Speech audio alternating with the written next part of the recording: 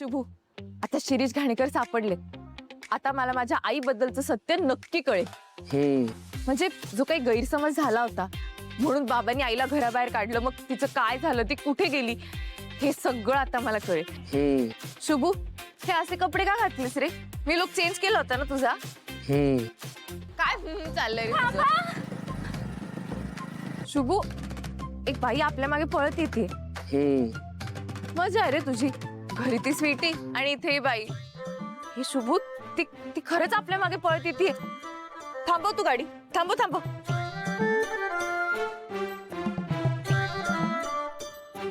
कोण आहेस तू? तुम्ही कोण आहात? माझ्या बाईकवर बसायची हिम्मत कशी केलीस तू? माझ्या शुभूची बाईक आहे, तुमचा काय प्रॉब्लेम आहे? माझ्या नवऱ्याला शुभू बोलते तू? काय बोलताय? हा नवरा आहे तुमचा? हो, मीच बायको आहे त्याची. शुभू, ह्या बघ काय म्हणतायत, म्हणे तू नवरा आहेस यांचा आणि ह्या बायको आहे तुझी. हो, हायस तू माझा नवरा? थांबा. बघ आता. काय हो, काय संबंध हिच्याशी तुमचा? आणि तुम्ही हिला शुभू म्हणून नाव सांगितलं? तुम्ही माझ्याशी खोटं बोललात ना? अहो बाई, आज मला हे सत्य कळलं. काय बोलताय तुम्ही? तो माझा शुभू आहे. शुभू तू.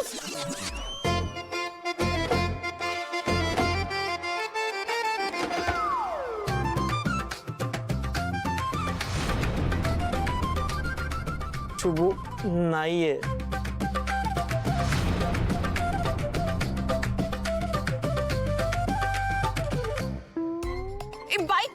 बाईक तर शुभूचीच आहे.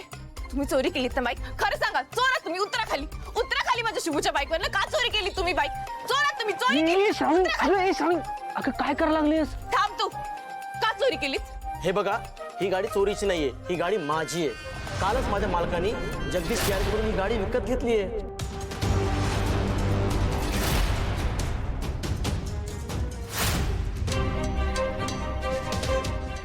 हे घ्या पैसे.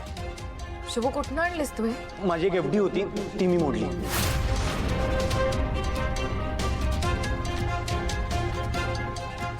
मॅडम, सॉरी, काहीतरी गैरसमज झालाय. प्लीज तुम्ही जावा. ताई, तुम्ही पण जा. थांबा एक मिनिट. जर मी तुमच्या मागे बसले नव्हती आणि ही बोलत होती, मग तेव्हा तुम्हाला कळलंच नाही की मागे कोण बसलंय ते?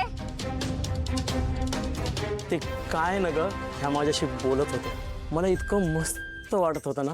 त्या बोलत होत्या, मी ऐकत होतो. त्या बोलत होत्या, मी ऐकत होतो. मला इतकं मस्त वाटत होतं. तुझी आठवणच नाही आली ग मला.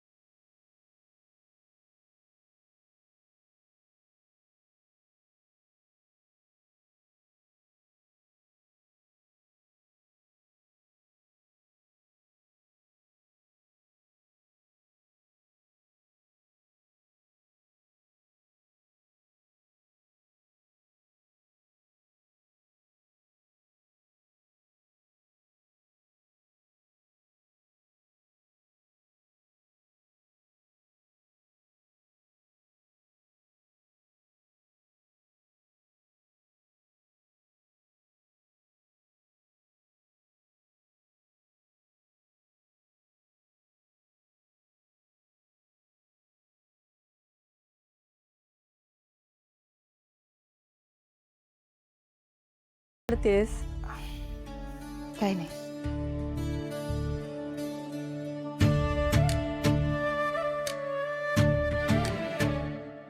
काय झालं? काही नाही ग. बरं मला सांग, दिवसभर कुठे होतीस? तुला माहितीये ना, मला बाबांना 1,00,000 रुपये द्यायचे होते. ते पैसे मला शुभूने आणून दिले. आणि तुला माहितीये त्यांनी ते कसे दिले? नाही, कसे? अगं, त्यांनी त्याची बाईक विकली आणि मला पैसे दिले. काय? मला कळतच नाही असं का वागला तो मुलगा. मला माहितीये ती बाईक ना त्याला त्याच्या जीवापेक्षाही जास्त प्रिय आहे. बिचाऱ्याने माझ्यासाठी विकली. खरं ना आता आता राग येतोय मला त्याचा, का असं केलं त्याने. तुला राग येतोय की वाईट वाटतंय? अगं म्हणजे दोन्ही वाटतंय मला. बरं ठीक आहे, पण काकू माझं ठरलंय, मी आता त्याला त्याची बाईक परत मिळवून देणार. मी तुला 1 लाख रुपये देते, तू त्याची बाईक परत कर. नाही नाही अजिबात नाही. अगं नाही का म्हणतेस?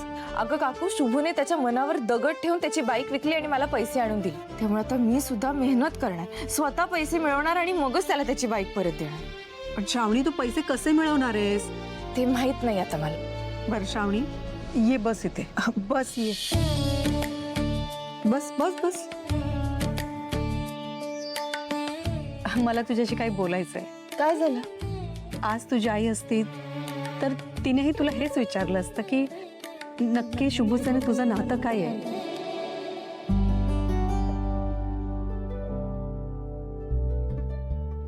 काकू अगं नातं, शुभू माझा स्पेशल व्यक्ती आहे. म्हणजे अजून तुलाही काही कळलेलं नाहीये तर? काय?